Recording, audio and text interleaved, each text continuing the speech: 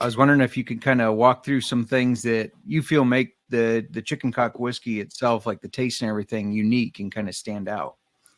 Yeah, absolutely. So, not only do we have this amazing history and heritage behind this brand that goes almost, back 170 years plus, but the whiskey that we're making, again, I go back to that high quality reputation and what we set out to do with this brand.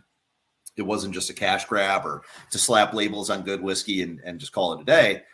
We actually put a lot of attention and care into producing the whiskey that we do. So I always like to tell people about our barrel production process and how much care goes into just the wood portion of making chicken cock whiskey.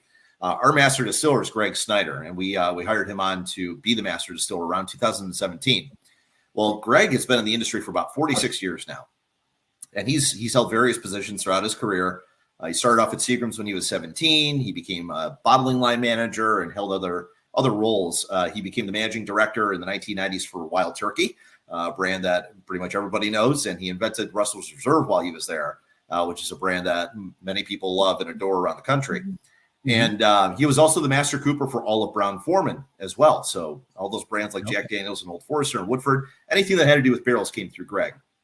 So when you take that all together, you're going to have one damn fine person making your whiskey right there with all that experience. I mean, his resume is pretty unmatched.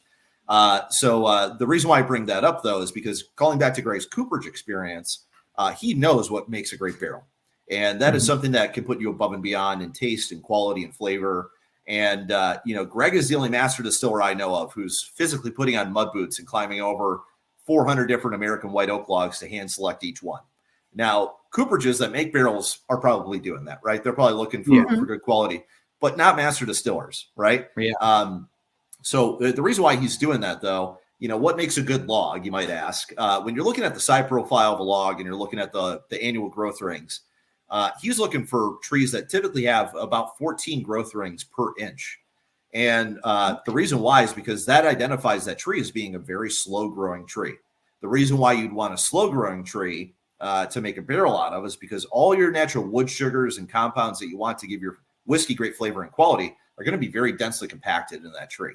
So you're going to maximize the flavor profile in that barrel. 80% or so of your flavor in your whiskey comes from just that barrel alone. So you might as well put the best attention and care into that process as possible. So in addition to that, once we cut those logs up to be made into barrel heads and staves, they get naturally air dried in the climate for up to 12 months. And that process is going to naturally open up your wood grain so that your whiskey can flow in and out of that barrel and maximize the amount that it goes in. And then also it's going to rid your wood of natural compounds you don't want in your whiskey. And then lastly, once barrels get made, we do a medium plus toast and a level 3 char. Now you might see a lot of special editions out there that are toasted and what have you. That means that whiskey went into that barrel, went into a regular barrel, and then was dumped into a new toasted barrel afterwards. We do that process from the start. And the reason why a lot of brands don't do that process from the start, it's simply a higher component cost to do that. But we don't want to skip that. We're a small and nimble brand. We're able to do that because we are so small. But if a large-scale distillery were to do that, you're probably looking at $25 million in added component costs throughout the course of a year. So we understand why they don't. But the benefit to doing the toasting process, is that you're basically, if you've ever put sugar into a spoon and then lit a flame under it, what does it do?